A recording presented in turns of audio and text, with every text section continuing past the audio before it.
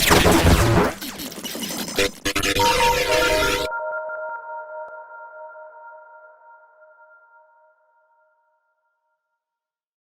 everybody, it's Matt, Katie, and Josh coming at you for Midweek. We're about to do our In the Margins podcast. We're really excited. We have a great show for you out of Mark 5 with Jesus and the demoniac.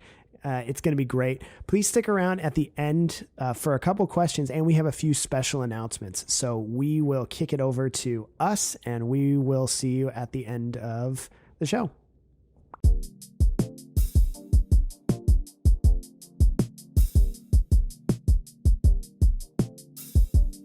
Hey guys, welcome back. This is In the Margins. I am Joshua Lund, and with us today we've got, of course, Matt Fisk and Katie Fisk, but we also have joining us Ayesha Jackson. Heyo. That'll be a lot of fun. Everybody. So exciting passage that we get to look at today. We have been going through the book of Mark. It has been exhilarating. It has been eye-opening. It has been convicting. It's been a whole lot of things. And I think it's going to continue with that. Last week, we looked at Jesus and him calming the storm, and a story that we've heard. And we say this every week, but these are stories that we hear all the time. And we miss some of these really incredible things that are in there that our kind of Westerner eyes tend to miss. And so today we get to get into a story about Jesus, removing a demon from a guy. I know, Matt, you've been pretty excited about this one. I can't wait. Week. I love this I thought you were going to say, I know, Matt, you can relate for a second. Well, I was, but I no comment. Decided. No comment. Yeah. But I am really excited about this passage. I love this story. It's always been one of my favorites because it's just, I feel like it would this particular story would make such a great anime cartoon.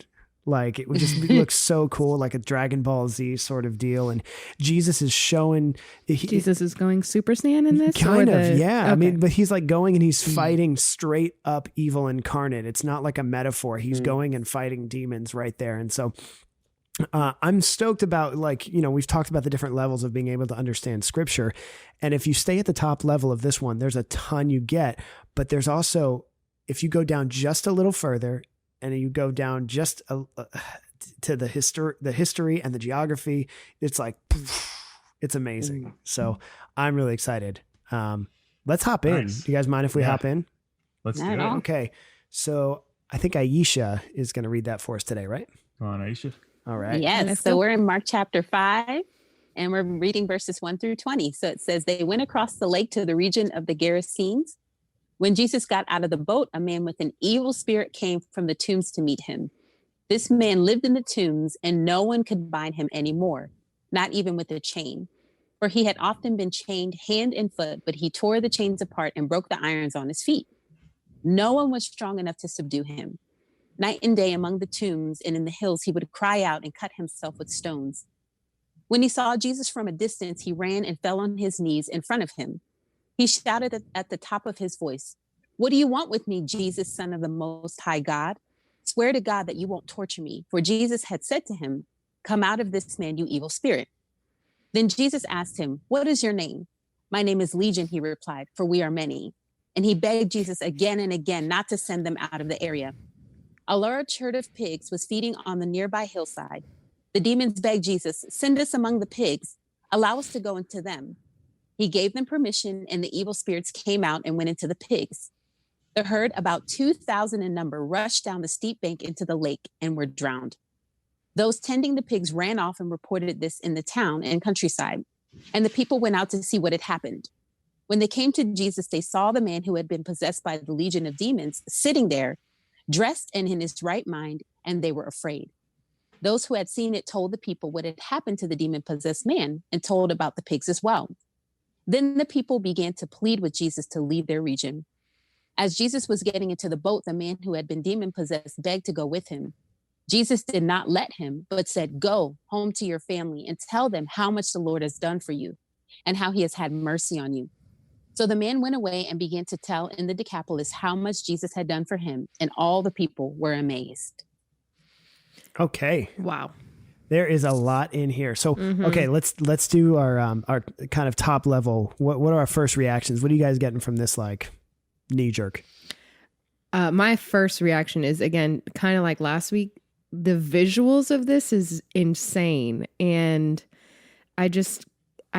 all I can see is the stark discomfort of this entire situation, how awkward it would have been to have this naked man running at you full speed, shrieking at the top of his lungs, wrists and ankles burned, bruised all over, bleeding, cut, has infections from the rocks, smells like death, literally, because he lived in the tombs. Yeah, that guy was not showering. And I just imagine Jesus like not budging. I mean, I would be running in the other direction, but I imagine this guy, he probably came across more like an animal than a human, and reminds me of like Gollum from Lord of the Rings in like a craze, you know, in a crazy phase. It's exactly like Gollum.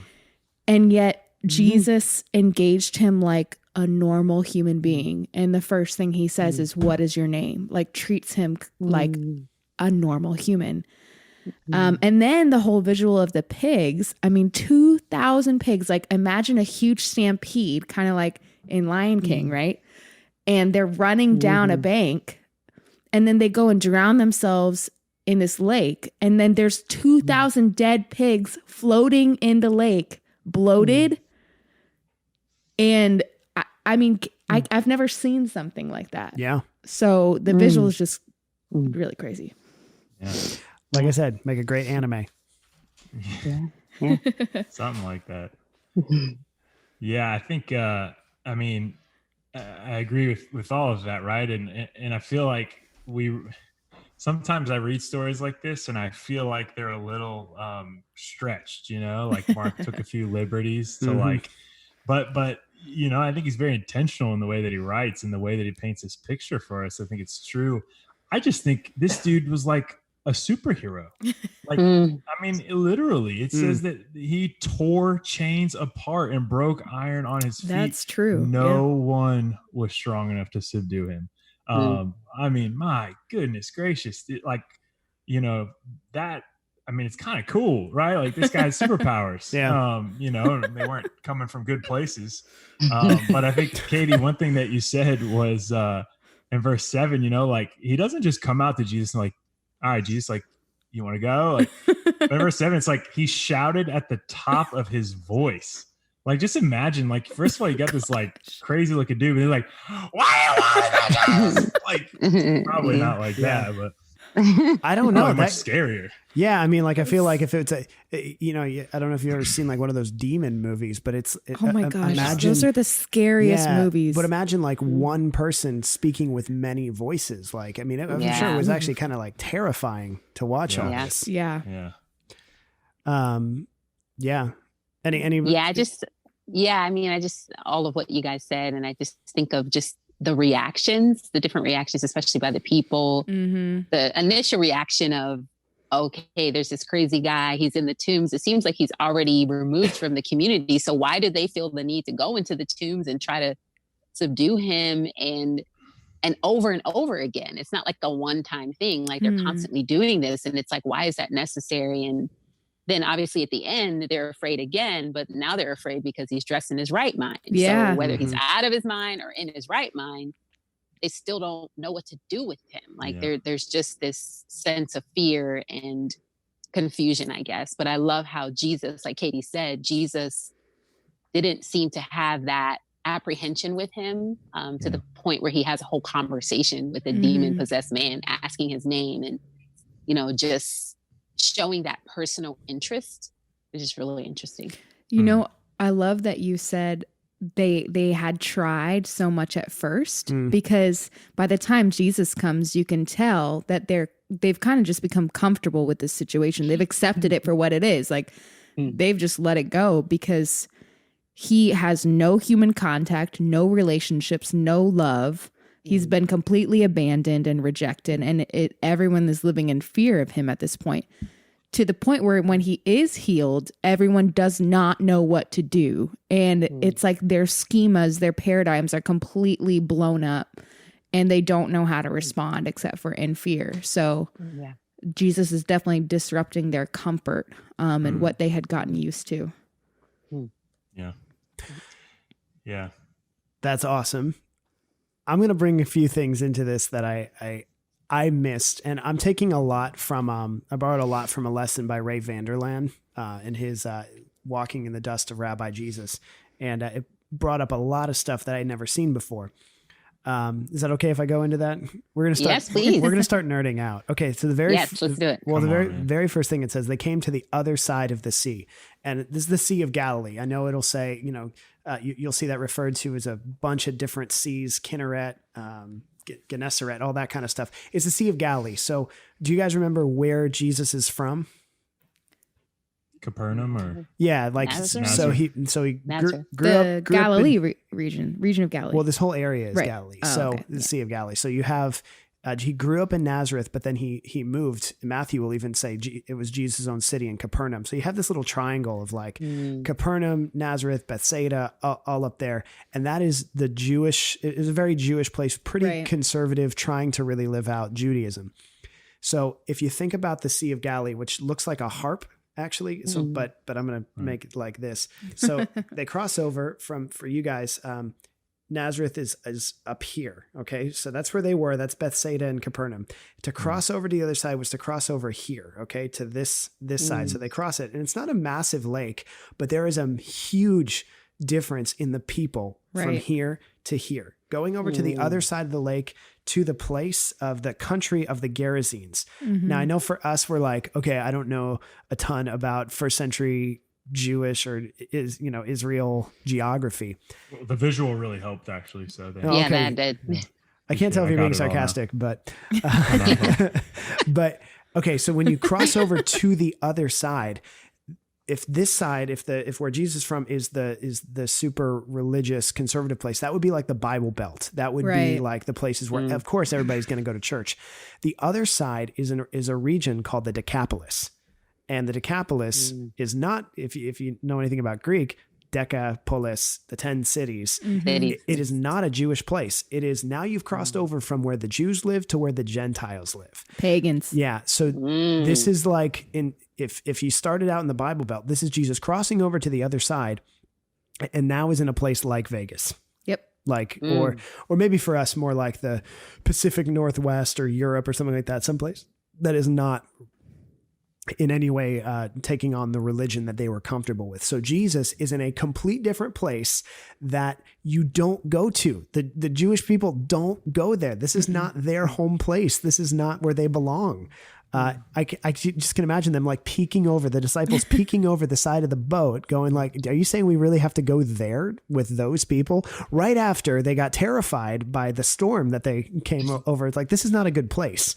And the very first person that they encounter when they come over is Screamy McDemon over here. And like, see, Jesus, I'm getting back on the boat. I'm getting out of here. All that kind of stuff. Yep. And so you have this because, and I think it's interesting because this is another demonic cleansing. We already had Jesus do battle with the demon earlier in Mark. Why put another one in here other than the pig thing? But this is in a complete different place, which leads me to my first thought is that Jesus is going to people that are different than the place where people would say he belonged within his religious context.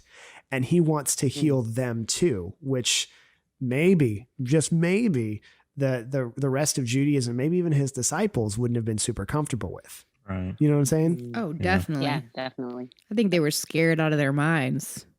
Yeah. Yeah. Well, it's I might be jumping ahead a little bit here, but it's funny because every time Jesus has healed or done something for a Jew, what was his response? Like every time he does something and they're all happy, what does he tell them? Keep it a secret, right? Yeah, he's like, no, don't go tell anybody. Like, let's keep it. It's like the first time where he's like, no, you got to go tell people. Yeah. Like, like Everybody. this is a different situation. Yeah.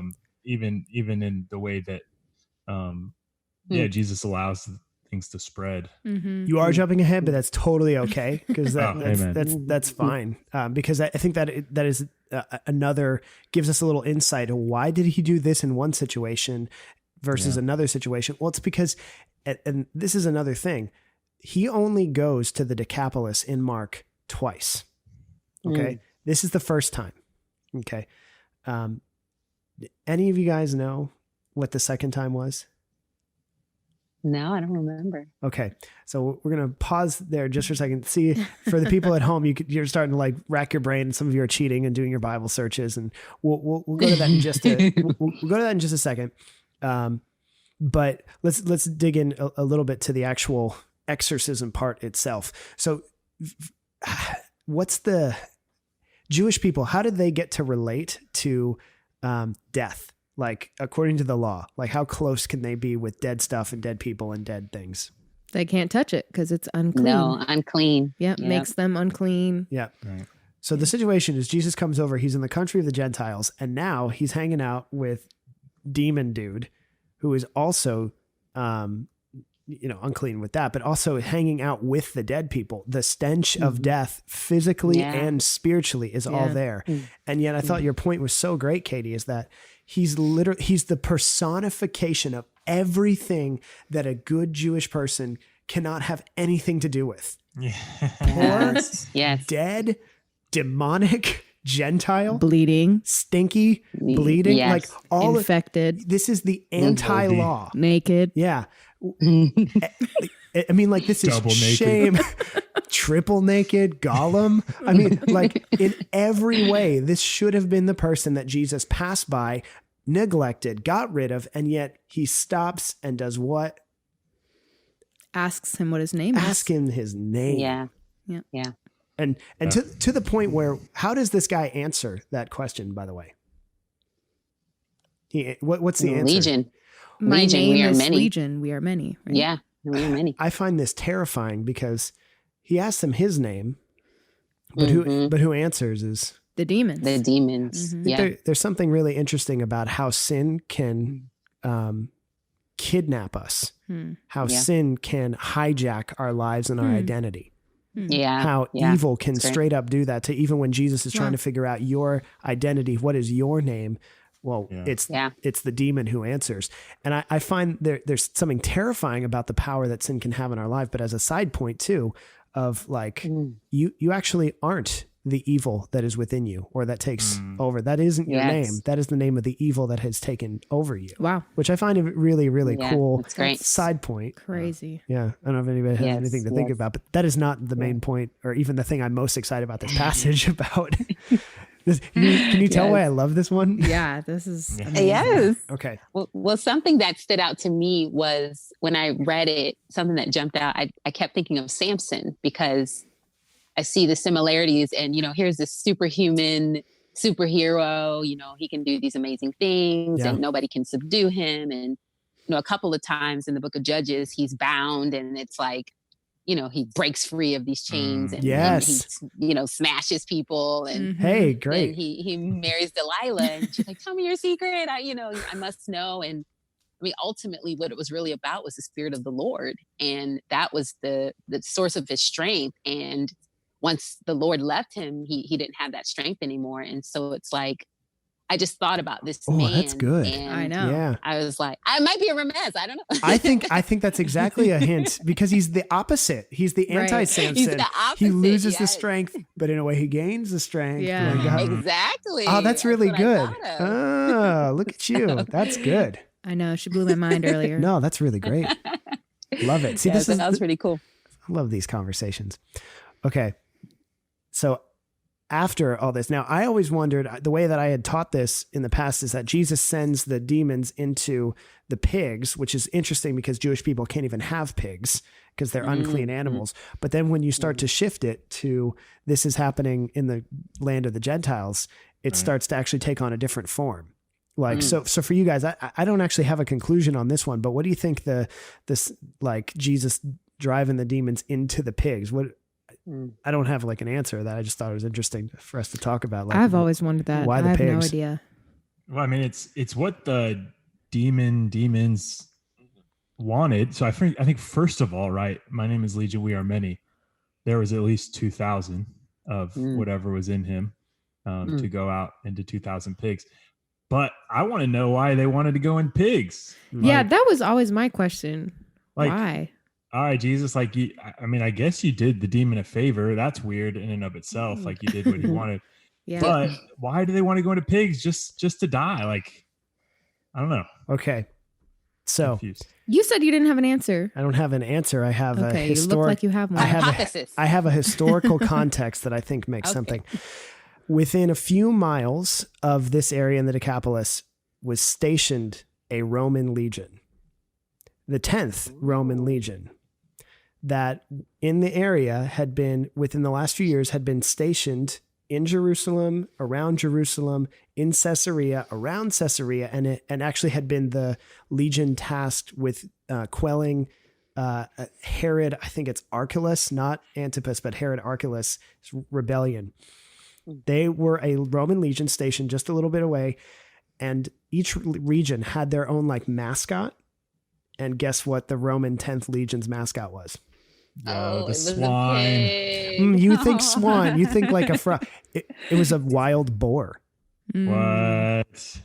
So now I can't with certainty say this one, but when you have over your shoulder in the land of these Gentiles, the greatest power is Rome. And they would have looked at Rome as not just powerful, the highest power of the land, but an ideal to go towards. Like they're the power. And this entire story has been Jesus, the mighty one, coming and establishing his kingdom in a way that no one else has established it.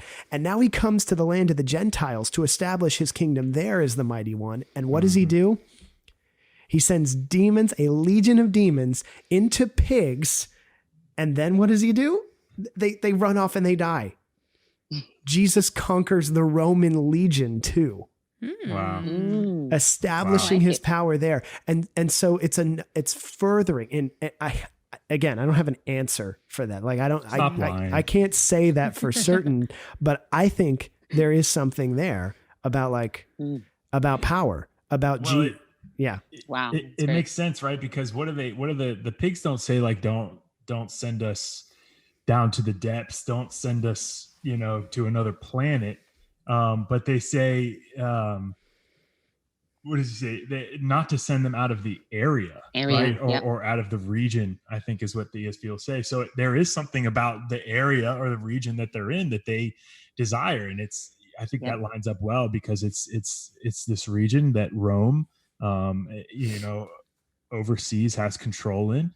It's certainly a much better breeding ground than the Jews, would have allowed for. So, I mean, that was another question I always had. Like, what's so special about that region? Why not? Why can't you just go to a different region or a different area? Like, what's so bad about that? But that makes sense. They like the power. They like the control. Yeah. For the sake of time, I have one last thing that blows my mind. Okay. Come on. So you have, once all this gets out and the man is sitting clothed in his right mind and all this stuff, imagine if you were that man, if you were the guy that had all this, looking forward, what would life be like for you? You wouldn't have a ton on your horizon. It's not like there's a lot of people like, oh, what are your skills? What are your marketable skills? Tell me in a job interview. Like, well, I had really superhuman strength, but being possessed by demons for a long time. Now I'm a weak old man. Yeah, I don't think there'd be a lot of people lining up to say, hey, would you like to come over for dinner? For years, mothers would cling to their children, pull them close, when you see them. And now it's like, okay, you don't have the demon, but maybe they'll come back. I don't know. All right. So what does he try to do? In verse, go ahead. Well, he tries to go with Jesus. Yep. And Jesus, what does he do? Says, no, you have to stay here. Back into the Decapolis you go. Mm-hmm. Right. Okay. So for me, this is cruel. Yeah. For Jesus, like Jesus is leaving him to his own devices. Like this guy has no hope. And the one thing he wants to do is follow Jesus. Stop right there for a second. Do you know of any case where Jesus stops somebody from following him?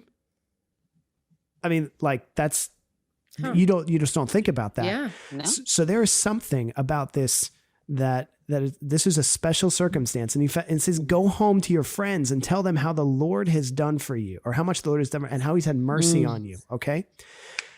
And then he goes away and begins to proclaim in the Decapolis how much Jesus had done for him, and everyone marveled. Okay. Now we come back to the question I asked earlier. So Jesus comes back to the Decapolis one more time. Anybody remember it? I remember now. Feeding the 4,000. It is the feeding of the 4,000. Yeah. All right. The feeding of the 5,000 happened by the triangle, with the religious people. That was the equivalent of a church barbecue where you expect 5,000 Jews to come out. The other one, the 4,000, this is why it happens twice. It's why it gets recorded twice. Why, did Jesus lose power from 5,000 to 4,000? No, it happened here. And so my question, my point is this: how did 4,000 non-Jews hear about Jesus to the point where they wanted to come and crowd around him? Yeah. The only answer that makes any sense is that they came because of Legion. Wow. They came because of him, because Jesus says, stay, and you tell everybody about it. Wow. The reason I love this passage is because of that. Because, and what I imagine, this is conjecture, but what he does is he goes and he tells the story, not that I followed this great rabbi and he taught me new teachings and he taught me better scriptures. He says, do you see, he pulls up his robe and he shows them the scars. Like, I used to cut myself on stones because I was possessed by a legion of demons. Wow. And he healed me, drove them out, brought me back to my right mind.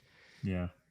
And so why I love this is because this is a story of the beginning of the story where Jesus heals a guy, and by sharing his scars affects thousands. And actually that story has affected millions and billions because one guy was healed by Jesus and had the courage to talk about it. Not him being the hero, but Jesus being the hero. So if we're landing the plane, like what are you guys getting from this story? Like, well, I think real quick, one thing that I get is that, I mean, it's funny. Jesus is like in the Decapolis for like 5 minutes. It's like they land, like chill, and then everyone tells them to leave. So I think to me, it makes me think if you can impact one person's life, like if you take 5 minutes out of your day to try to impact somebody else's life, it can do a lot. God can do a lot more with that than you think. Yeah. And sometimes it's just helping somebody with the 5 minutes that you have. I don't know. Yeah. It's pretty cool. Yeah. For me, it's just how much this story is a story of mercy. I mean, it just really helps me to see that no matter what state you're in, no matter what baggage you have or lifestyle you've lived, that Jesus is willing to take the time and ask you what your name is. He wants to know your story. He wants to help shape your story so that you're able to go out and tell other people, and just how powerful that really is. And just really lifting up the mercy of Jesus. Yeah. And I think with what you were saying, Matt, what is actually going to attract people to Jesus is showing our own scars. That becomes our testimony, and that's what attracts the thousands, like not our awesome Bible reading or our church going. Yeah, we've been. Aisha, you did do a good job reading the Bible. Oh, thank you. We've come back to this a lot. Is that Jesus is not looking for superior religiosity. In fact, this is a story where the most effective person to build the kingdom is the one who is the most broken. And he had no training. Yeah. No training at all. No training, but hands down the most broken.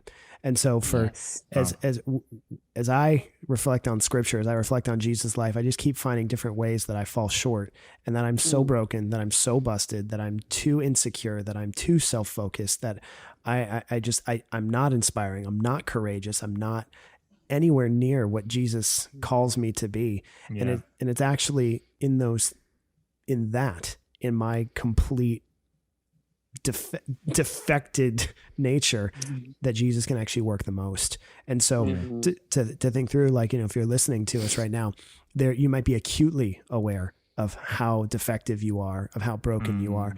And I think the story doesn't just say, well, Jesus can use you. It's like, no. In fact, it is the most broken that do the most good. Mm-hmm. Yeah. Jesus had him and 12 disciples, 70 disciples. They only got 5,000. This one dude got 4,000 because of the story. Right. So I think that's a good place to stop. Yep. Well, can I add one more thing on top of this? Sure, if it's really good. It's the part that's moved me the most out of this. And it's really been kind of affecting what I've been thinking a lot lately. And I'll try to make it quick because I know we've just gotten so much out of this already. So in verse 10, what do the demons do towards Jesus? Like, what do they beg him? They beg him, right? Yeah, they beg him. And then in verse 12, what are the demons doing? Begging him again. Yeah. And then in verse 17, when the people come out and they see Jesus, what do? Pleading, begging. They beg him. They beg. It's the same word. It's parakaleo, which it's actually to comfort and in some ways to walk side by side with. But then verse 18, what does the previously demon possessed man do to Jesus? Begs to go with him. Begs, yeah. You know, I think Mark uses this word here. He uses it again in verse 23 when Jairus begs Jesus to come and heal his daughter. He only uses it 4 other times in the entire book of Mark. So he uses half of them in this little chunk of passage. Wow. I think he does it on purpose. And what I love about this idea is that when you interact with Jesus, when Jesus interacts, he has some impact on your life. You have no choice but to either beg him to leave or beg to go with him.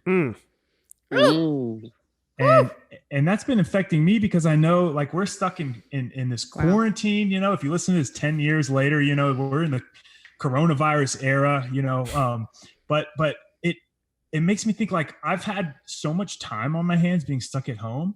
And sometimes I think I can be stationary in my walk with God. But I tell you what, if I'm not begging to be close to Jesus, I am begging Jesus to stay away because I want other things to take up my time. I want to watch Netflix. I want to be playing video games. I want to be, you know, whatever it is. I want to just be sleeping and stuff like that. And I think it's so easy for us to be stationary. When Jesus impacts your life, there is no stationary. You either beg him to, like, hey, dude, it's too much. Or you say, can I please go with you? Like, what can I do? And so I just want to add that's really been kind of just really messing with the way I've been thinking this past week. And I've been seeking him. That's awesome. What a now that's a way we can end Amen. For tonight. So that was awesome. Thank you so much for joining us. I'm Matt Fisk, my wife Katie Fisk, for Josh Lund, and our guest Ayesha Jackson. Great conversation. If you want to find more resources, you can hit us up at nvca.academy for more podcasts, more resources, writing, videos. And there's also another feature in there that you can contact us. You can write us in questions. You can share the things that you find that are exciting. Share that with us. Please. Keep the conversation going. And you can even ask for things for us to talk about as well. So shoot us an email there. We'd love to have your contributions. So cherish your feedback. Yeah, absolutely. So again, thank you so much for spending your time with us, and we will check you next time on In the Margins. See ya. Hey everybody, thanks so much for joining us again for In the Margins, and for joining us for Midweek as well. We have a couple questions for you guys to discuss, but before we do that, Josh has some announcements. Hey guys, so yeah, just a couple announcements. The first one, I think it's pretty cool. It ties in with a little bit of the discussion that we had tonight. But on Sunday, we're going to be showing a video that's been put together by Cody and Brittany Dowdies. They're from the Hampton Roads Church, but they're being sent out to plant a church in Lynchburg, Virginia, right in our backyard. Hey-o. And I think it's cool. Jesus travels to the other side of the lake to preach the word, and incredible things happen. And this is an opportunity for us, whether you're graduating from college, whether you're going into college and you're trying to figure out where you want to go. There's a huge university out there. Maybe you're an empty nester. Maybe you're just looking for a new adventure. Going and helping with a church planting is such an incredible way to build your faith, to just leave a mark on the kingdom of God. So that'll be there. We just want to put it out there ahead of time to give people some time to think and even be ready. After the video on Sunday, they are going to have a Zoom interest meeting. We'll post the link on Sunday. But if you are at all interested, if you just have some questions, you want to get a little bit more information on that, please join that Zoom meeting. Last announcement is that we are heading up a social media team. Especially being stuck in our homes, this is something that is huge for us to be able to reach people all over. People are on their computers more than ever, and people are looking for ways to connect with God and just a group of people more than ever. And so we're putting together a team of people to really help us reach as many people as possible. If you have any kind of, abilities in videography or any kind of recording or just media content creation at all, please go ahead and send me an email. Matt, we could put the email down maybe at the bottom of this video for that, right up there. But please send me an email just letting me know if you'd like to help out with that in any way, photography, all that good stuff. Go ahead and send me an email. Thanks, guys. That sounds like that could really apply to some teens who have some time in their hands. Oh, snap. But with that, we will give you our questions. The first question is to discuss the different ways that the people in the text pleaded with Jesus. Yeah, so you're going to have to look in the text for that one. So look at those different ways. And then for more here and now, I want you guys to discuss, how have your scars hindered you, and how can they help you build the kingdom of God? So discuss the different ways that people pleaded with Jesus, and then how have your scars helped and hindered the spread of the kingdom? Thanks so much again for joining us, and we will see you next week for In the Margins and Midweek and Sunday. Please worship with us on Sunday. We'll check you later. See you guys.